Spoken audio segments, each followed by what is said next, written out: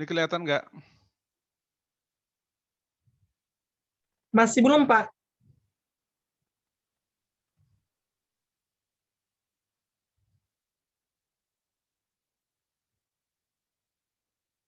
Sudah, Pak. Sudah, Pak. Baik, sekarang sudah 3:06, agak terlambat kita sedikit. Tidak saya buka lagi pendaftaran admission, oke. Lewat 5 langsung kita tutup.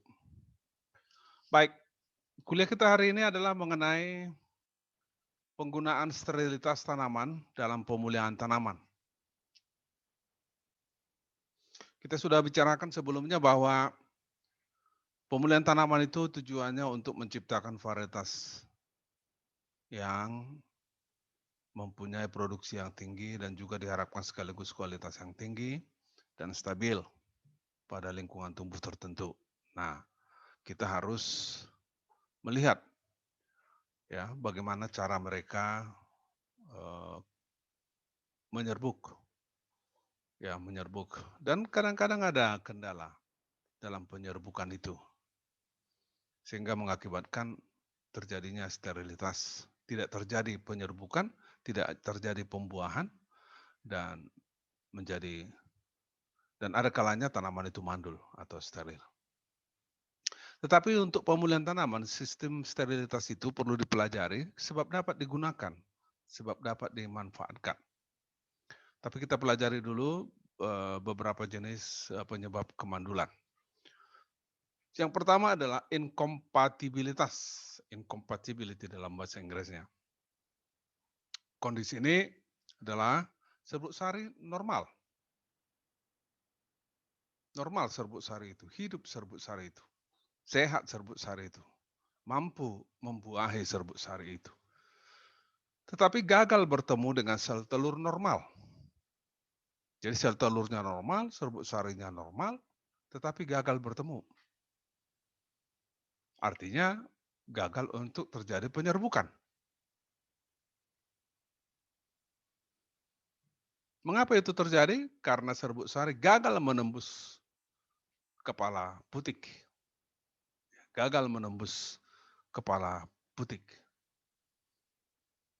Jadi tidak dia berhasil menembus kepala putik.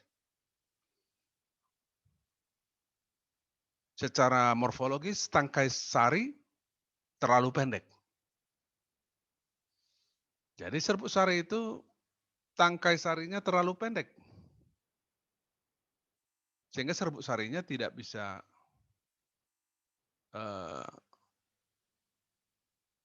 mengena ke kepala putik, apalagi menembusnya. Jadi ini halangan teknis. Jadi maksudnya ini adalah dalam satu bunga terdapat putik, juga terdapat stamen, terdapat pistil. Tetapi tangkai daripada stamen itu terlalu pendek. Sehingga meskipun terjadi pemecahan terhadap kotak spora, serbuk sari keluar dari kotak spora, tetapi spora itu tidak bisa sampai ke kepala putik.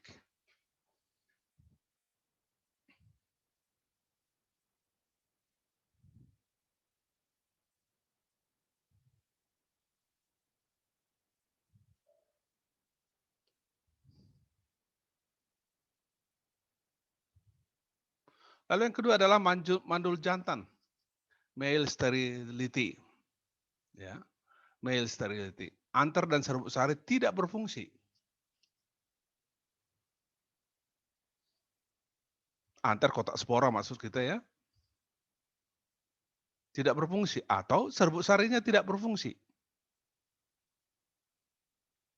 Secara keseluruhan kita katakan bahwa serbuk sari tidak normal.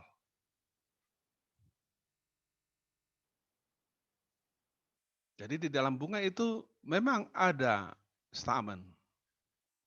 Tetapi anternya tidak berfungsi dan serbuk sarinya tidak normal, tidak berfungsi. Sehingga tidak terjadi penyerbukan sendiri. Jadi serbuk sari berasal dari tanaman lain. sehingga terjadi penyerbukan silang. Nah, ada 2 jenis mandul jantan ini, male sterility ini.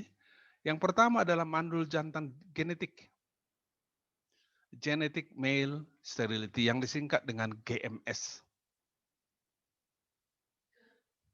Yang kedua adalah mandul jantan sitoplasmik, cytoplasmic male sterility CMS. Ada pengulangan sebenarnya beberapa ini. Di genetika sudah kita bicarakan, tetapi harus dibicarakan karena sekedar mengingatkan saja. Untuk mandul jantan genetik, genetic male sterility itu dikendalikan oleh satu gen dengan 2 alel.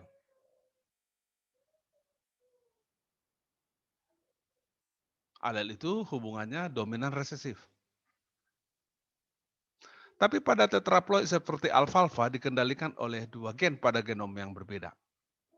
Jadi tidak selalu mandul jantan genetik itu dikendalikan oleh satu gen, tapi ada kalanya dikendalikan oleh 2 gen pada alfalfa misalnya yang tetraploid. Dikendalikan oleh 2 gen pada genom yang berbeda. Sekali lagi pada genom yang berbeda.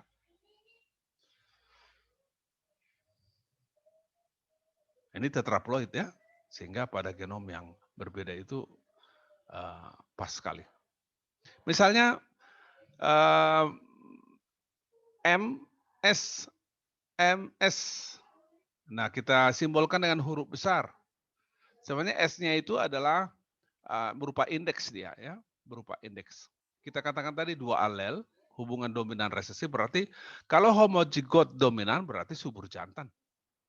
Cerbus sarinya berfungsi. Kalau heterozigot ya, subur juga, jantannya subur, berfungsi. Tapi kalau dia homozigot resesif, maka mandul jantanlah dia secara genetik.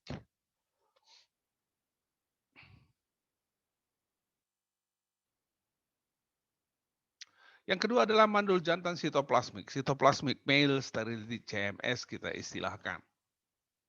CMS. Nah, anter tidak berfungsi. Atau serbuk sari tidak berfungsi.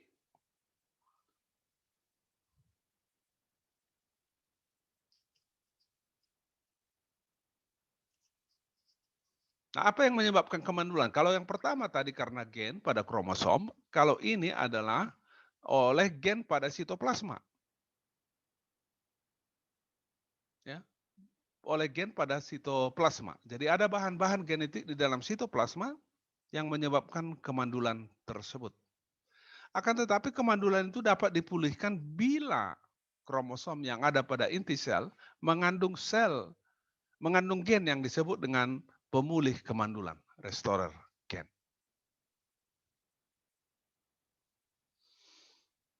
Nah, bagaimana penggunanya pada pemulihan tanaman? Secara khusus kita bicarakan adalah CMS, Cytoplasmic Male Sterility tadi.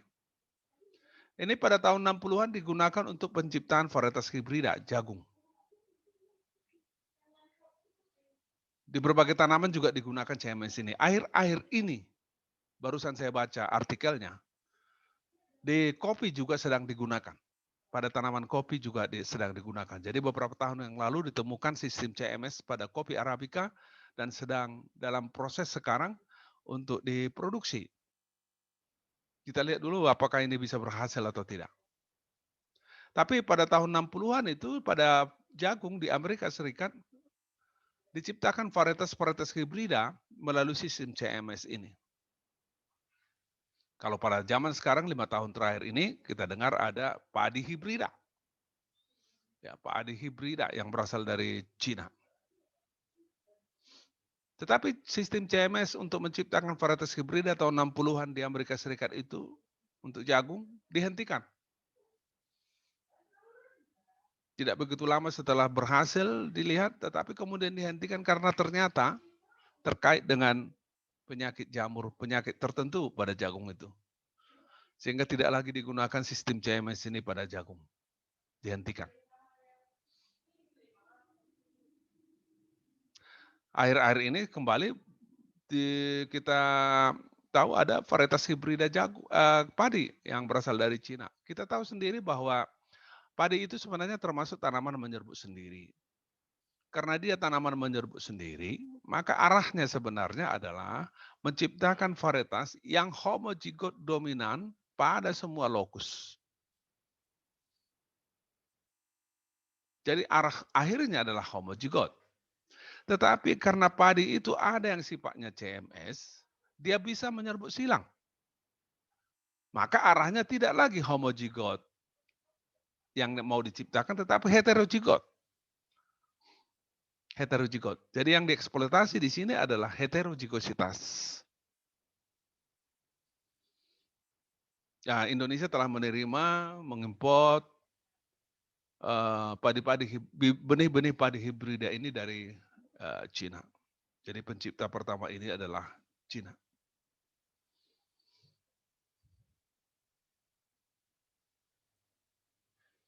Yang terakhir ini sedang diupayakan adalah penggunaan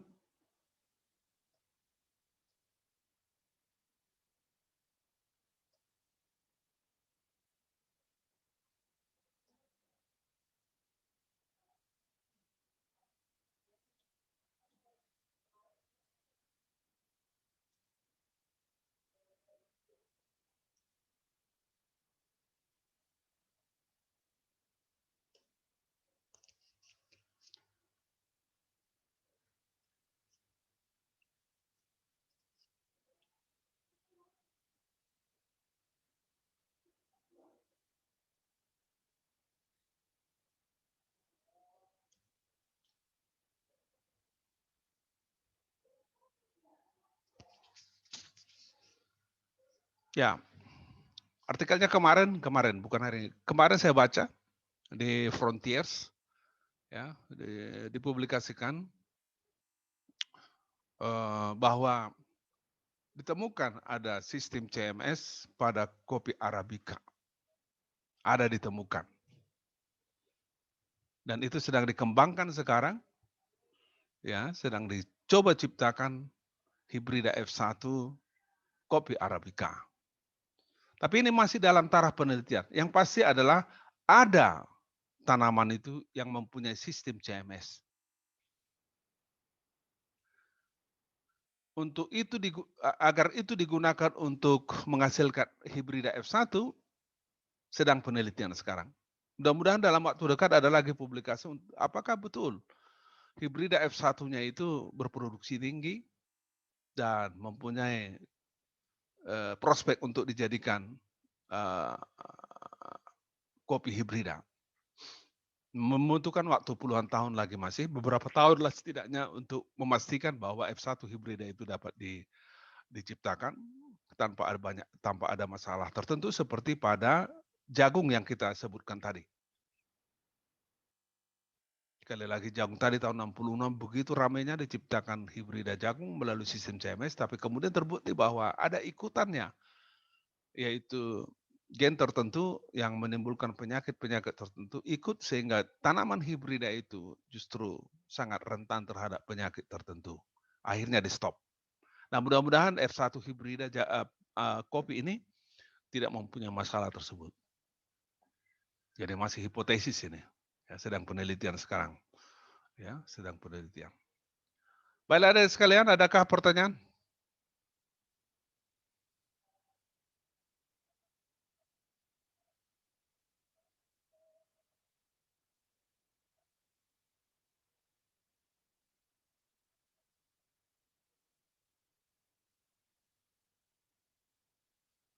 Baik, terima kasih. Kalau tidak ada pertanyaan, kita akhiri dulu, ya.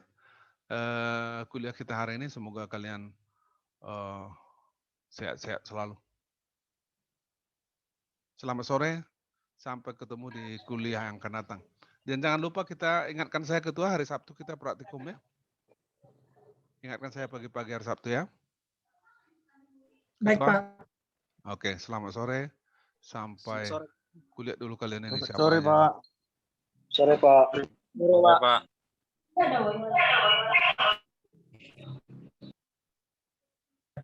Siang, Pak. Sore, Pak.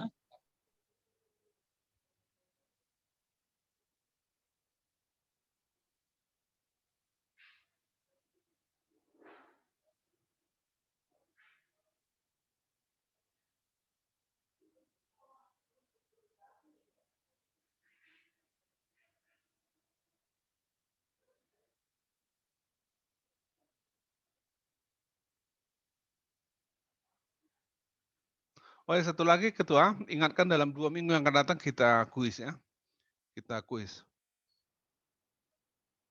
Ketua.